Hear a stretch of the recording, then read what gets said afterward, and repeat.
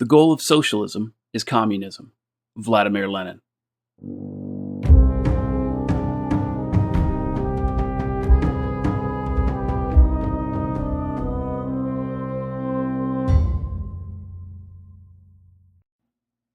Hey everyone. This is a video that, frankly, I never thought I would make.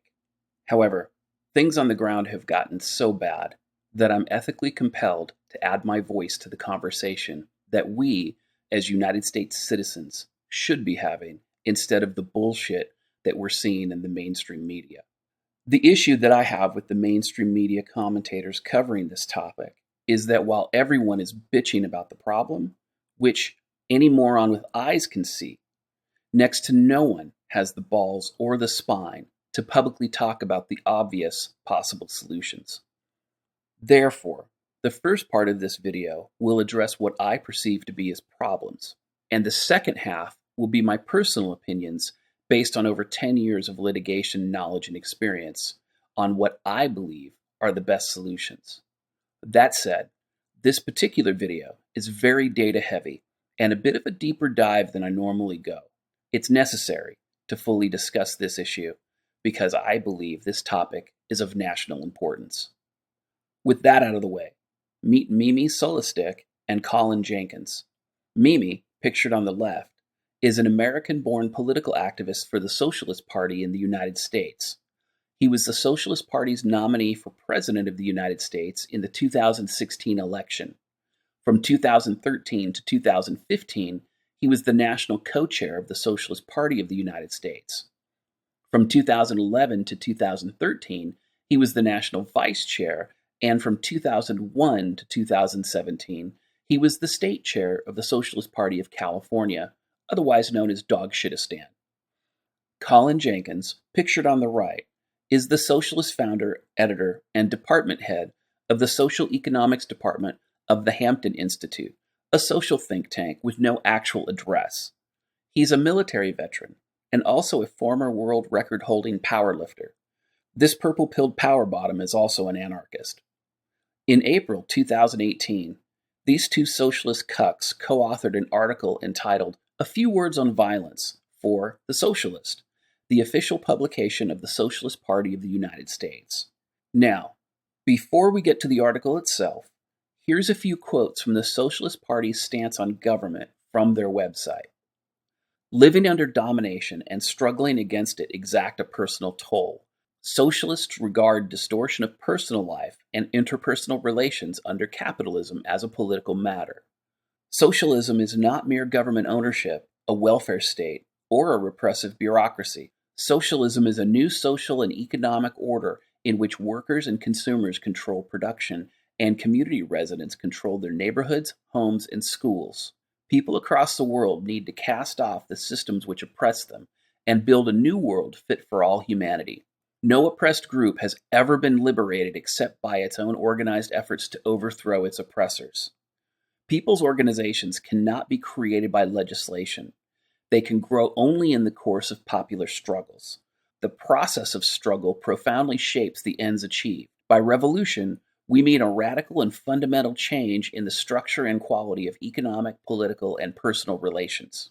Now, while these quotes are very politically correct and extremely sanitized, on closer inspection, what they appear to say is that the United States government needs to be overthrown by revolution in the streets, not by passing legislation or any other lawful effort.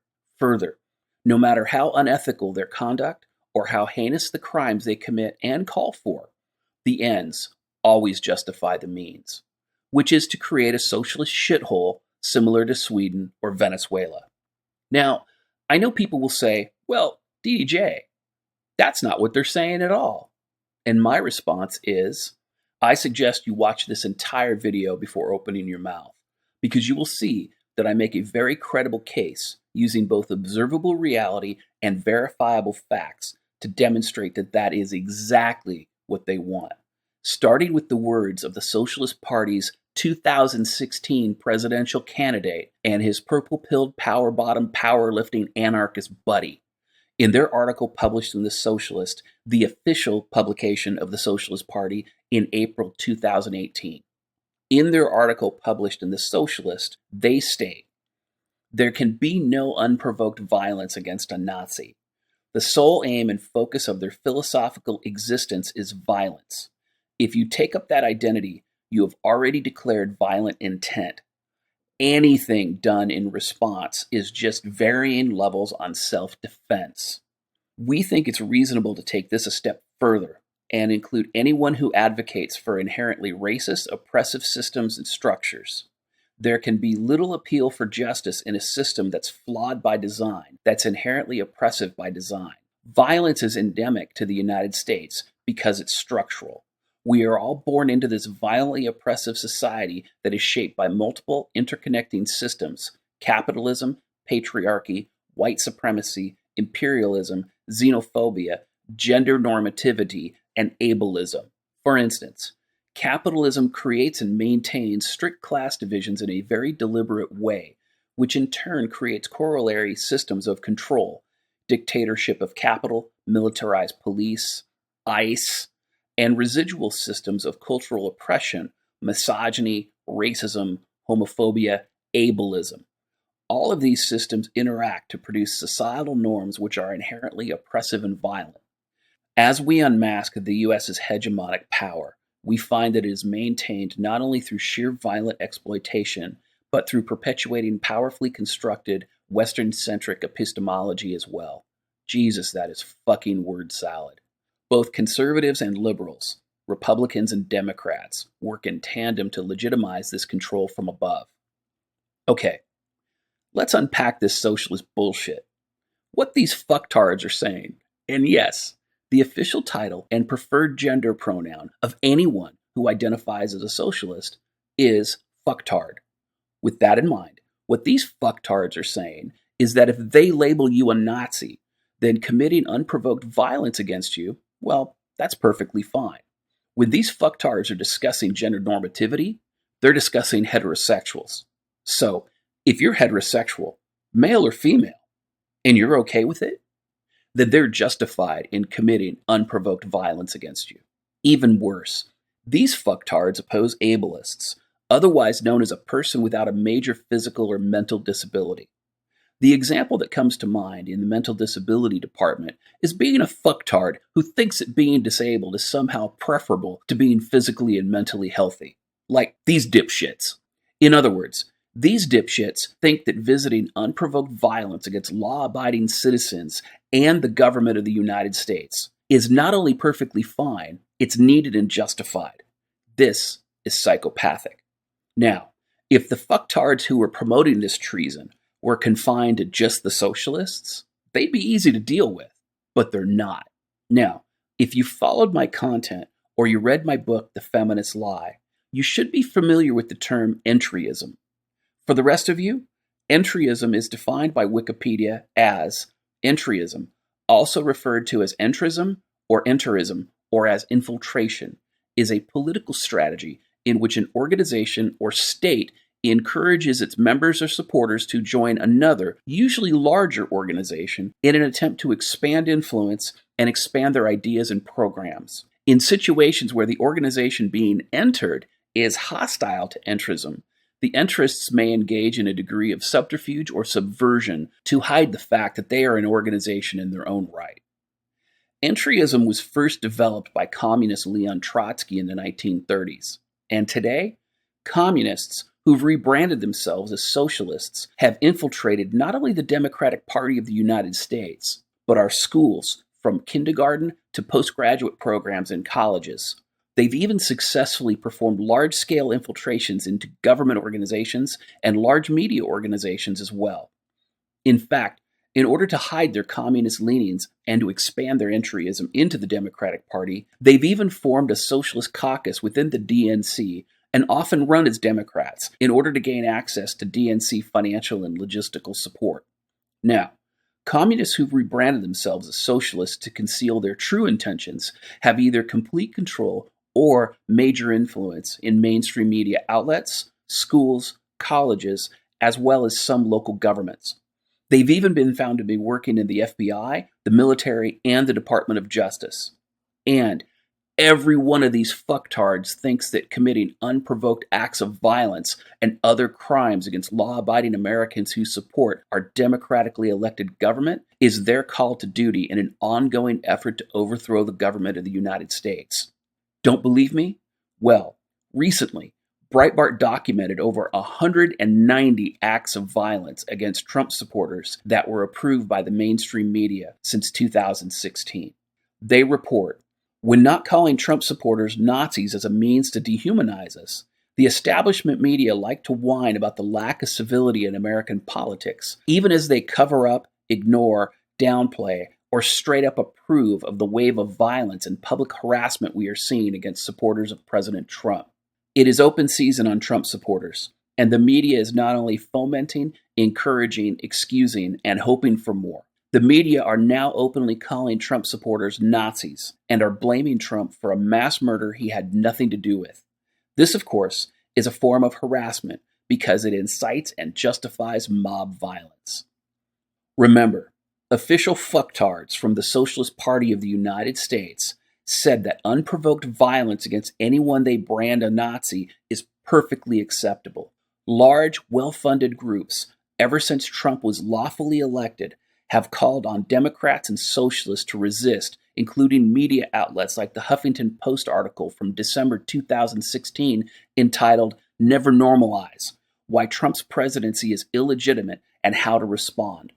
Huffington Post is just one of many mainstream media outlets attempting to shape public opinion in an effort to justify opposing the lawfully elected American government. Then, on the other side of the coin, we have the Antifa alliance of communist protesters, including the infamous BAM, or By Any Means Necessary. Members of these groups have openly advocated unprovoked violence against anyone who supports the lawfully elected Trump government, whether they're male or female, and regardless of the color of their skin. They're so opposed to the government, these violent socialists interfere with the constitutionally protected free speech rights of anyone who supports the government. They're so scared of conservative speech that they violently riot and often threaten violence at many venues that schedule speakers who support the government. Well, I think this is terrorism, and the ACLU seems to agree.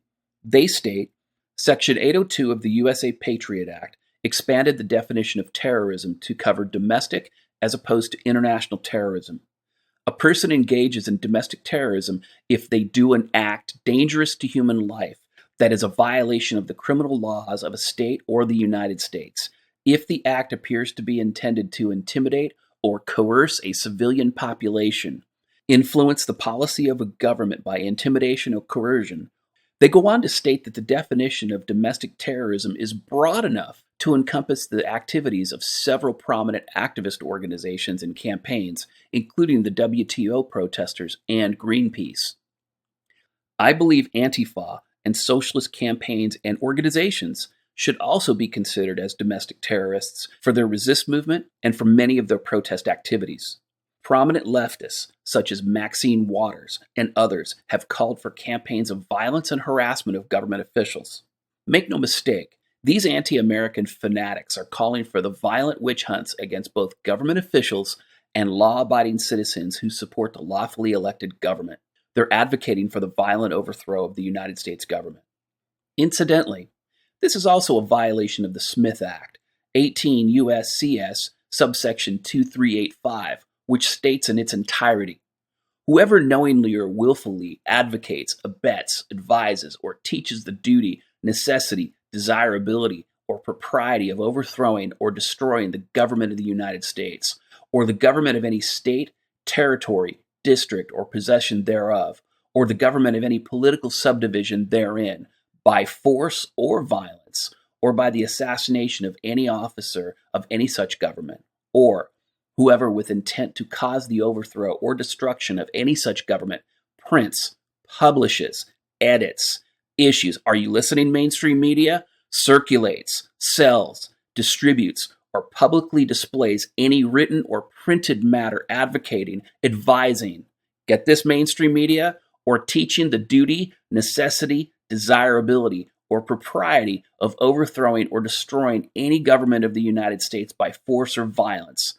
or attempts to do so, or Whomever organizes or helps or attempts to organize any society, group, or assembly of persons who teach, advocate, or encourage the overthrow or destruction of any such government by force or violence, or becomes or is a member of or affiliates with any such society, group, or assemblies of persons, knowing the purposes thereof, like, for example, Antifa, shall be fined under this title or imprisoned not more than 20 years or both, and shall be ineligible for employment by the United States or any department or agency thereof for the 5 years following his conviction.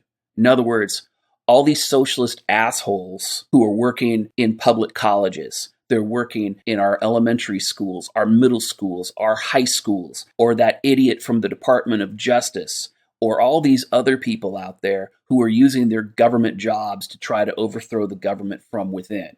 Now, if 2 or more persons conspire to commit any offense named in this section, each shall be fined under this title or imprisoned not more than 20 years or both, and shall be ineligible for employment by the United States or any department or agency thereof for the 5 years next following his conviction. As used in this section, the term organizes and organize with respect to any society, group, or assembly of persons include the recruiting of new members, the forming of new units, and the regrouping or expansion of existing clubs, classes, or other units of such society, group, or assembly of persons. I believe that the large-scale, frequent calls for force and violence to overthrow the government and the law-abiding citizens who support it not only constitute domestic terrorism, but they are an attempt to forcibly and violently overthrow the government of the United States and the Constitution in which it stands, in violation of both the USA Patriot Act and the Smith Act.